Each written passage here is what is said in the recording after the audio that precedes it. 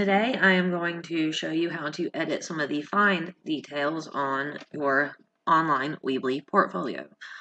For the purpose of this module, I have chosen to utilize the option of recording both my screen as well as my webcam. Okay, so let's get started. One of the things that I had a hard time figuring out at first is whether or not you could change the fonts on your pages or even the little subpages.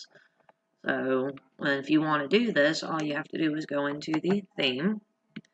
You go in and change the theme and change the background, the pictures, stuff like that. Or you change the fonts and you can choose to change each font in particular. You can do the title of the site, the navigation menus, your buttons.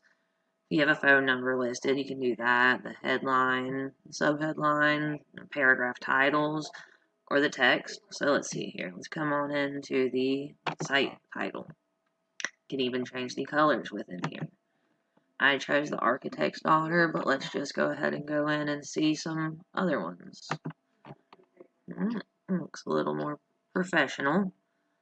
Another thing that I was going to show is how you could add space between pictures or text, anything within the content on your pages. Go into build. You know, if you feel your stuff is too close together, but you don't want it to be like the picture on top and the text below, just come in and add your spacer.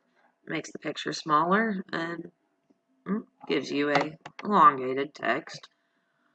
Or you can come in if say you want your text below.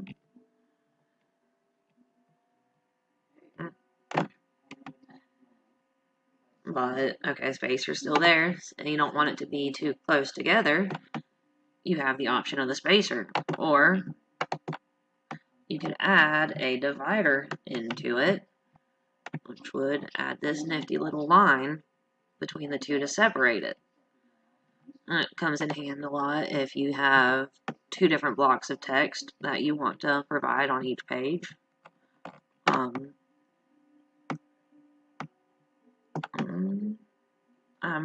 Pretty much that is the end of my screen capture.